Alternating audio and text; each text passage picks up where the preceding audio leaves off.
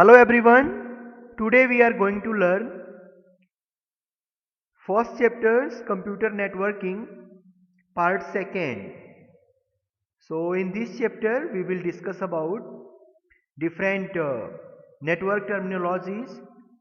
These are the table of content for the first chapter, and in the previous part 1, we have already discussed about terminology of network, components of network, advantage and disadvantage of network, types of network. So in this part, last, that is part second, we will discuss about network topology, some common network devices, transmission mediums, and last one, network security. So आज हम आपको chapter number जो 1 है आपका computer networking, उसका second part explain करेंगे। First part में मैंने आपको बताया था नेटवर्क टर्म्स के बारे में, क्या क्या नेटवर्क के कंपोनेंट्स होते हैं इसके बारे में बताया गया था। एडवांटेज और डिसएडवांटेज क्या है नेटवर्क का, ये बताया गया था। और नेटवर्क कितने तरह के इस्टेब्लिश किए जाते हैं, टाइप्स ऑफ नेटवर्क क्या है, इसके बारे में मैंने आपको बताया था। आज के इस लेक्चर में मैं आपको बताऊंगा डिफरेंट नेटवर्क टोपोलॉजीज के बारे में, कैसे कंप्यूटर से एक दूसरे से कनेक्टेड होते हैं नेटवर्क में, इसके बारे में बताया जाएगा। कौन कौन सी कुछ कॉमन नेटवर्क डिवाइसेज हैं जो आपको कम्युनिकेशन नेटवर्क इस्टेब्लिश करने में हेल्प करती हैं, इसके बारे में बताया जाएगा। कौन कौन से ट्रांसमिशन मीडियम हैं जिसके थ्रू आप अपने डेटा पैकेट्स को, अपने इंफॉर्मेशन को एक कंप्यूटर, सोर्स कंप्यूटर से डेस्टिनेशन कंप्यूटर तक फॉरवर्ड करते हैं, इसके बारे में बताया जाएगा। और in the last network security, कि कैसे आप अपने जो भी नेटवर्क है आपके कंप्यूटर का, जिसके थ्रू आप ऐड जुड़े हुए हैं कई सारे डिफरेंट कंप्यूटर्स के, तो उनको कैसे आप स्ट्रॉन्ग बनाएं उस नेटवर्क को, ताकि कोई अनऑथराइज्ड पर्सन आपके सिस्टम को, आपके नेटवर्क को एक्सेस ना कर पाए। तो इन सब के बारे में बात करेंगे। सबसे पहले शुरू करते हैं नेटवर्क टोपोलॉजी से। A network topology is the arrangement of network including it's nodes and connecting lines.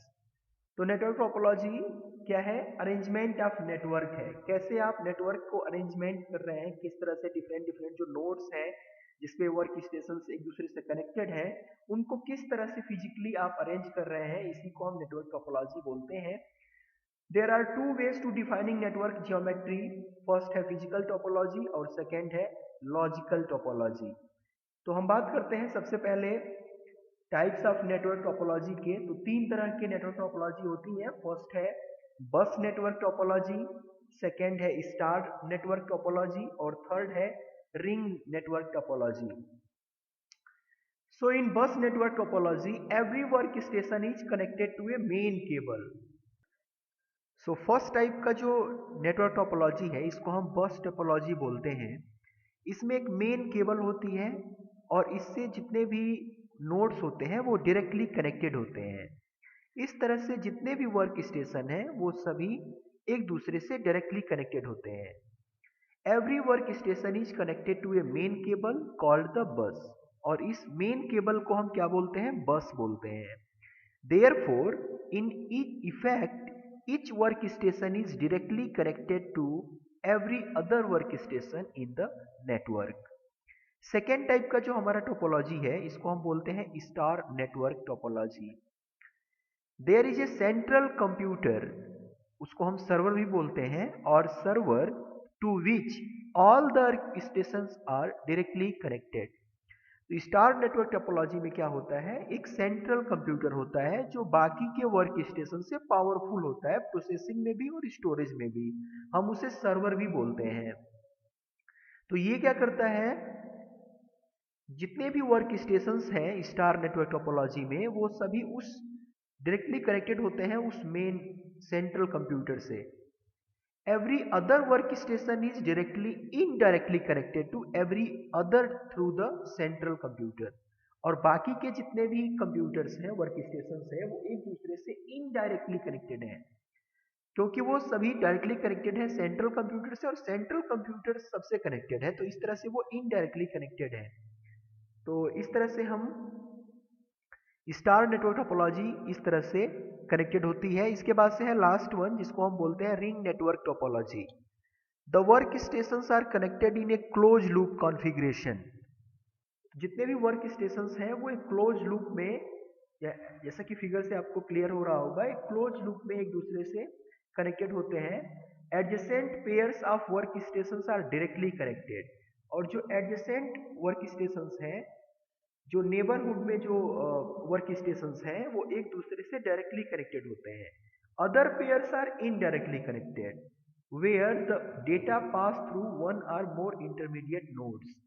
तो सपोज अगर ये वाला सिस्टम है और इसको डेटा ट्रांसफर करना है थर्ड वाले को, तो सबसे पहले ये किसको फॉरवर्ड करेगा? अपने एडजेसेंट को।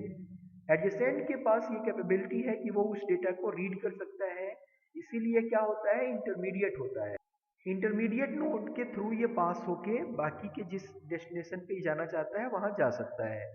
तो ये रिंग नेटवर्क टोपोलॉजी की बेनिफिट है। इसके बाद से हम बात करेंगे सम कॉमन नेटवर्क डिवाइसेज। जब हम कम्युनिकेशन इस्टेब्लिश करते हैं, नेटवर्क इस्टेब्लिश करते हैं, तो हमें कुछ नेटवर्क डिवाइसेज की जरूरत पड़ती है। एक एक करके हम डिस्कस करेंगे क्या यूज होता है। सबसे पहला है network hub. Network hub is use to connect multiple network host and data transfer. Data is transferred in term of packets. तो डेटा जो है वो पैकेट्स के टर्म में एक सिस्टम से दूसरे सिस्टम, सोर्स से डेस्टिनेशन पे ट्रांसफर होता है। कोई भी डेटा है तो उसे स्मॉल स्मॉल पैकेट्स में नेटवर्क हब क्या करता है, उसको ब्रेक कर लेता है, सबको एक मैक एड्रेस असाइन कर देता है, और उसी मैक एड्रेस के थ्रू वो स्मॉल पैकेट्स जो है डेटा के, वो डेस्टिनेशन पे इंस्टॉल होते रहते हैं।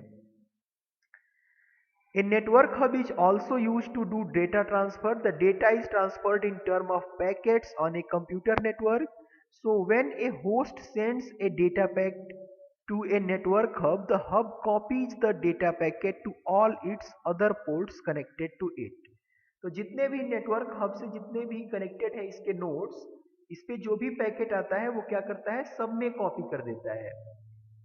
नेटवर्क हब जो है वो दो तरह के होते हैं, एक होता है एक्टिव हब और दूसरा होता है पैसिव हब। सेकेंड हमारा डिवाइस है ब्रिज। तो जैसा कि नाम से ही पता चल रहा है आपको, ब्रिज का काम करता है ये दो डिफरेंट जो लैन है, लोकल एयर नेटवर्किंग्स हैं, उनके बीच में अगर आपको, या जो भी दो सेम प्रोटोकॉल पे जो नेटवर्क कनेक्टेड है उनके बीच में अगर कम्युनिकेशन इस्टेब्लिश करना है तो हमें ब्रिज की हेल्प लेनी होती है।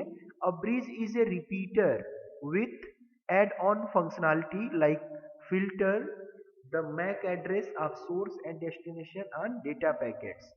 तो जो रिपीटर होता है वो क्या करता है कि जो हमारा सिग्नल स्ट्रेंथ है ना उसको इंक्रीज कर देता है। सपोज मेरा डेटा पैकेट बहुत लॉन्ग डिस्टेंस से ट्रेवल होके हमारे पास ब्रिज के पास स्टोर हो रहा है, तो ब्रिज क्या करता है, उसके पावर को बढ़ा देता है। रिपीटर का काम करता है, उसका जो सिग्नल स्ट्रेंथ है वो हाई हो जाता है, और फिर वो क्या करता है, इसके अलावा जो पैकेट पे मैक एड्रेस लिखा होता है, जो सोर्स से डेस्टिनेशन पे पैकेट्स को अलाउ किए जाते हैं, तो मैक एड्रेस के बेसिस पे वो डेस्टिनेशन को ब्रिज उस पैकेट को फॉरवर्ड कर देता है। Also used for interconnecting two LANs working on the same protocol. तो अगर दो डिफरेंट नेटवर्क्स हैं, सपोज वो लोकल नेटवर्किंग से दो कंप्यूटर एक दूसरे से जुड़े हुए हैं, तो अगर उन दोनों जो स्टैंड इंडिविजुअल थे, अगर उन दोनों के बीच में अगर आपको कम्युनिकेशन इस्टेब्लिश करनी है तो आप ब्रिज का यूज कर सकते हैं। ब्रिज अब काफी कम यूज होते हैं क्योंकि इसका ड्रॉबैक था, इसमें केवल दो पोर्ट थे, जिसमें हम एक में इनपुट करते थे सिग्नल को और दूसरे से जो सिग्नल था वो आउटपुट के लिए यूज होता था। इससे क्या होता था कि हमारा जो नेटवर्क में जो ट्रैफिक है वो काफी ज्यादा इंक्रीज हो जाता था। अगर एक साथ कई लोग कम्युनिकेट कर रहे हैं और हमारे पास केवल एक दो ही पोर्ट है, एक से इनपुट होगा दूसरे से आउटपुट होगा, तो बाकी के पैकेट्स जो है वो वेटिंग कंडीशन में होते थे। इस तरह से जो हमारा नेटवर्क था उसमें ट्रैफिक इंक्रीज होती थी। तो इसी ड्रॉबैक को दूर करने के लिए हमने इंट्रोड्यूस किया स्विच को। बिल्कुल सेम मैकेनिज्म पे वर्क करता है स्विच जैसा ब्रिज काम करता है, बस इसका बेनिफिट यह है कि उसमें केवल दो पोर्ट थे, इसमें मल्टी पोर्ट होता है। और switch is a multi port bridge. Switch क्या है, मल्टी पोर्ट ब्रिज है। इसके बाद से फोर्थ है राउटर्स। राउटर्स क्या करते हैं, स्विच लाइक डिवाइस, जैसे कि ब्रिज था, ब्रिज में केवल दो पोर्ट थे, स्विच में मल्टी पोर्ट ब्रिज हो गया वो। राउटर्स भी बिल्कुल स्विच के जैसा ही डिवाइस होता है। It maintains a dynamically updated routing table. Routers में ये सबसे बेनिफिट है इसका कि ये एक राउटिंग टेबल मेंटेन करता है जिसमें वो पैकेट्स किस सोर्स से आ रही हैं, किस डेस्टिनेशन पे जा रही हैं और कौन सा पाथ फॉलो कर रही हैं, इसको वो डायनेमिकली अपडेट करता रहता है। सपोज डायनेमिकली मैं इसलिए कह रहा हूँ क्योंकि पैकेट्स अगर डेस्टिनेशन पे डिलीवर हो गए तो वो उसको टेबल से हटा देगा, तो डायनेमिकली रियल टाइम पे अपडेट होता रहता है। On the basis of this routing table it decides which route it will follow for the next packet. तो जो भी डेटा का हमारा पैकेट रिसीव हो रहा है राउटिंग टेबल में वो देखेगा कि कौन सा रूट हमारा इस समय फ्री है, और राउटर्स इतना स्मार्ट इंटेलिजेंट होता है कि अपने डेटा पैकेट्स को उस रूट के थ्रू क्या करता है, ट्रांसफर करता है, जिससे कि मिनिमम टाइम में और बिल्कुल ट्रैफिक को बिल्कुल लेस रखता है, ट्रैफिक क्रिएट नहीं होने देता है नेटवर्क में, और हमारा पैकेट जो है वो डिलीवर हो जाता है राउटर्स के थ्रू। सबसे ज्यादा आजकल राउटर्स यूज किए जाते हैं, ब्रिज और स्विच का यूज कम होता है। इसके बाद से फिफ्थ वन है गेटवे। जैसा कि नाम से ही पता चल रहा है आपको, एक तरह का गेटवे होता है, एक तरह का ये पास अलाउ करता है जिससे डिफरेंट नेटवर्किंग जो सपोज कोई सिस्टम जो है वो नेट लैन पे कनेक्टेड है, कोई कंप्यूटर वो दूसरे कंपेसरी नेटवर्किंग में कैन पे है या वैन पे है, तो डिफरेंट डिफरेंट प्रोटोकॉल्स में अगर सिस्टम्स एक दूसरे पे कनेक्टेड है तो गेटवे क्या करता है, वो एक प्रोटोकॉल कन्वर्टर के जैसे काम करता है, और वो मैसेंजर होता है। वो क्या करता है, एक सिस्टम से दूसरे सिस्टम पे डेटा को पहले इंटरप्रेट करता है, उसके बाद से उसको ट्रांसफर कर देता है दूसरे सिस्टम पे। As the name suggest it is a passage to convert two network together that may work upon different networking models known as protocol converter. It works as the messenger agents that take data from one system, interpret it and transfer it to another system. It is more complex than switch or router. Last one है repeater. जैसा कि मैंने आपको बताया bridge भी क्या होता है, एक तरह का रिपीटर होता है। रिपीटर का काम बस इतना है कि वो जो डेटा हमारा पैकेट ट्रेवल होके आ रहा है उसका जो सिग्नल स्ट्रेंथ है वो काफी वीक हो जाता है। जो जो डिस्टेंस इंक्रीज होता जाएगा सिग्नल स्ट्रेंथ उसकी कम होती जाएगी। तो रिपीटर क्या करेगा, उस पैकेट को रिसीव करेगा, उसको बूस्ट करेगा, उसको जो उसका सिग्नल स्ट्रेंथ है उसको हाई करेगा, और फिर वो नेक्स्ट जो उसका डेस्टिनेशन है वहां पे फॉरवर्ड कर देगा, ताकि जो हमारा डेटा पैकेट है वो लॉन्ग डिस्टेंस को कवर कर पाए विदाउट डिग्रेडेशन। तो repeater is a electronic device, receive signal, convert it into the power, high power, so that it can cover more distances without degradation. तो ये हमारा सब नेटवर्क कॉमन नेटवर्क डिवाइसेस थी जिसको हमने यहाँ पे डिस्कस किया। इसके बाद से हम बात करते हैं वायरलेस ट्रांसमिशन मीडियम का। तो ट्रांसमिशन मीडियम मैंने बताया था दो तरह से हो सकता है, वायरलेस भी हो सकता है और वायर्ड भी हो सकता है। हम बात करेंगे इस चैप्टर में वायरलेस मीडियम का। सबसे पहला है माइक्रोवेव। माइक्रोवेव जो है वो पॉइंट टू पॉइंट ट्रांसमिशन करता है using directional antenna with A clear path. तो मीडियम है एक तरह से, कैसे आप अपने डेटा पैकेट्स को या अपने डेटा को आप दूसरे डेस्टिनेशन पे कैसे फॉरवर्ड करेंगे, इसके लिए जिस मीडियम का यूज करते हैं उसी को ट्रांसमिशन मीडियम कहा जाता है। तो पहला जो मैंने आपको वायरलेस ट्रांसमिशन मीडियम में बताया उसको बताया microwave. Point two point transmission का मतलब ये होता है कि कोई थर्ड पार्टी इन्वॉल्व नहीं होती है, एक सोर्स होता है, एक डेस्टिनेशन होता है, और डायरेक्शनल एंटीना भी यूज करते हैं सिग्नल्स को कैच करने के लिए, डेटा को कैच करने के लिए, और इसका जो पाथ होता है वो बिल्कुल डेफिनिट पाथ होता है, निश्चित पाथ होता है, उसी के थ्रू ये ट्रांसफर किए जाते हैं। सेकेंड है radio wave, a network that usage electromagnetic radio waves operates at radio frequency. तो रेडियो फ्रीक्वेंसी पे जो रेडियो की फ्रीक्वेंसी है उस पे जो हम डेटा को ट्रांसफर करते हैं उनको हम रेडियो वेव्स बोलते हैं। थर्ड वन है satellite radio transmission do not bend round the surface of the earth. इसमें क्या होता है, सैटेलाइट्स में हमारा जो ट्रांसमिशन है वो बेंड नहीं होता है, राउंड के जैसे जो हमारा अर्थ का जो सरफेस है उस पे राउंड करते हुए हमारा ट्रांसमिशन करता है। जैसे मैंने माइक्रोवेव में बताया, इसका जो डायरेक्शन है वो क्या होता है, डेफिनिट होता है। सैटेलाइट में इसका डायरेक्शन डेफिनिट नहीं होता है, वो जितने भी ज्योग्राफिकल लोकेशंस पे होगा वो सब पे राउंड करता हुआ डेस्टिनेशन पे जाएगा। तो ये सैटेलाइट का वर्क है। इसके बाद से है next infrared. Limited area transmission allow होता है इसमें, जैसे कि आपने टीवी रिमोट देखा होगा, लाइन ऑफ साइट पे ट्रांसमिशन होता है। इसका मीनिंग ये है कि दोनों एक ही पास होने चाहिए, लिमिटेड एरिया में होना चाहिए और सोर्स डेस्टिनेशन में काफी कम डिस्टेंस होना चाहिए। तो इंफ्रारेड, जैसे आपने टीवी का रिमोट देखा होगा, रिमोट सब लोग यूज करते हैं, तो इसमें क्या होता है, आप रिमोट से सिग्नल देते हैं और वहां पे एक सेट टॉप बॉक्स है जो उसको कैच करता है और उसके बेसिस पे वहां पे एक्शन परफॉर्म होता है। तो इंफ्रारेड इसका एग्जांपल है। इसके बाद से है laser. The laser transmission directs line of sight, it is unidirectional like microwave but has much higher speed than microwave. तो जैसा कि अब माइक्रोवेव होता है, इसमें भी यूनिडायरेक्शनल में किसी भी डायरेक्शन में जो डेटा का ट्रांसमिशन है हो सकता है। लाइन ऑफ साइट पे होता है, मतलब सोर्स और डेस्टिनेशन को एक लाइन में होना चाहिए, एक सीधी लाइन में होनी चाहिए दोनों को, जिससे कि जो सिग्नल्स हैं वो बिल्कुल बेंड नहीं होना चाहिए उनके बीच में, और वो सोर्स से डेस्टिनेशन पे कवर हो पाए। माइक्रोवेव का जो स्पीड था वो बहुत स्लो था, लेजर का जो स्पीड है वो बहुत हाई होता है। तो यही बेसिकली डिफरेंस है दोनों में। इसके बाद से बात करते हैं ब्लूटूथ का। सबने यूज किया होगा इसे भी, बहुत ही कॉमन यूज्ड कनेक्टिविटी मीडियम है ये। Bluetooth is an open wireless technology for exchanging data over short distances from fixed and mobile devices. तो फिक्स्ड डिवाइसेज होती हैं या फिर मोबाइल डिवाइसेज हैं, उनमें ये फैसिलिटी होती है ब्लूटूथ की। ब्लूटूथ को आप ओपन करेंगे, पेयरिंग हो जाएगी दोनों में, और उसके बाद से आप सोर्स और डेटा में ट्रांसफर कर सकते हैं डेटा का।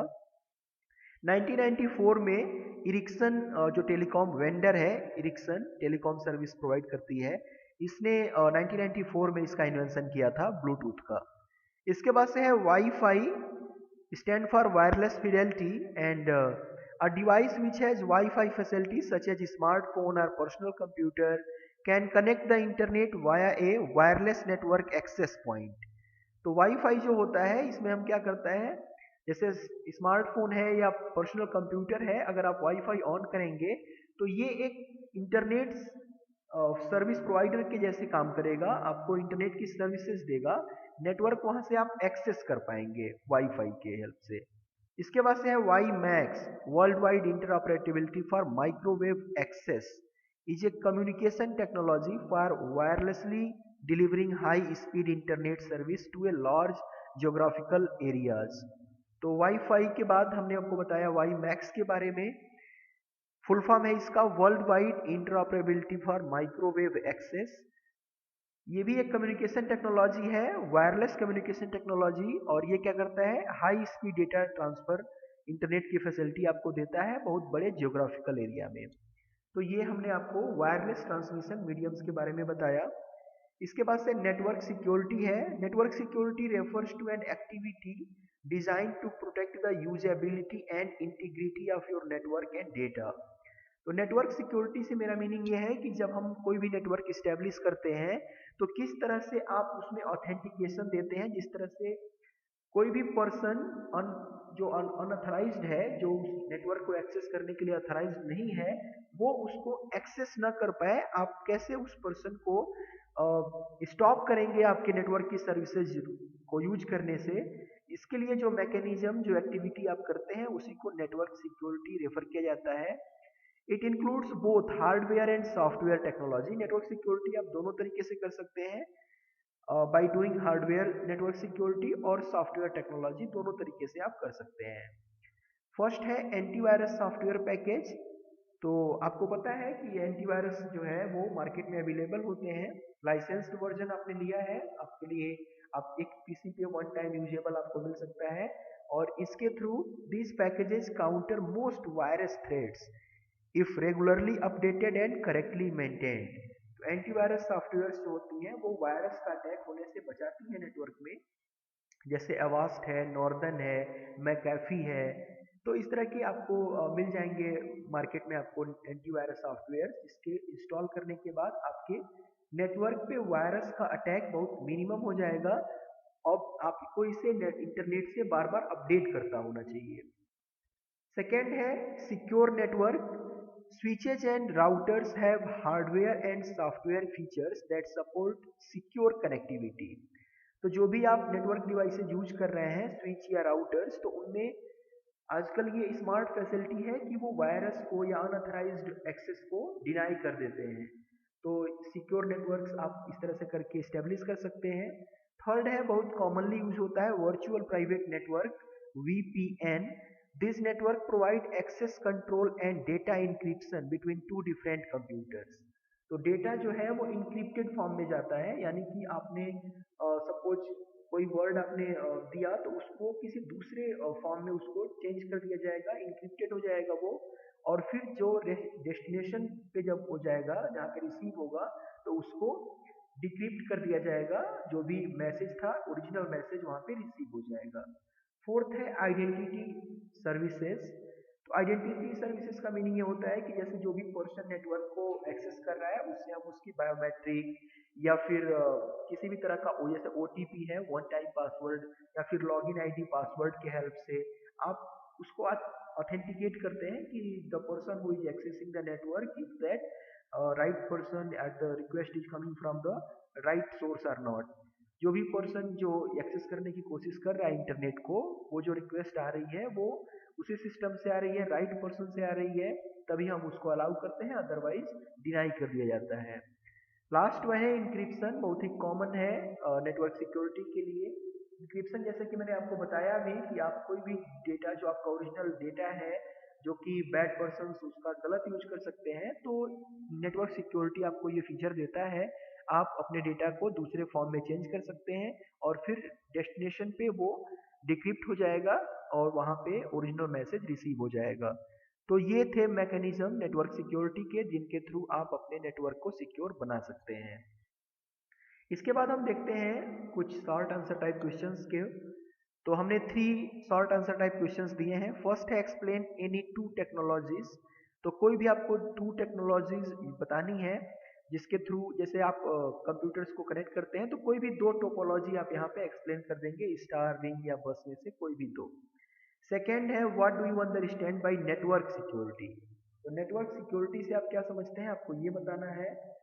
इसके बाद से है थर्ड, व्हाट आर राउटर्स। तो राउटर्स क्या होती हैं, इसके बारे में आपको बताना है।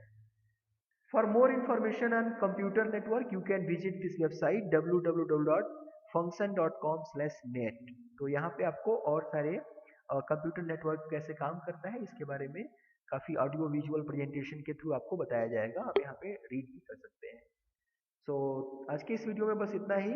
आपका चैप्टर नंबर 1 यहाँ पे समाप्त हो जाता है। So thank you for watching this video. Thank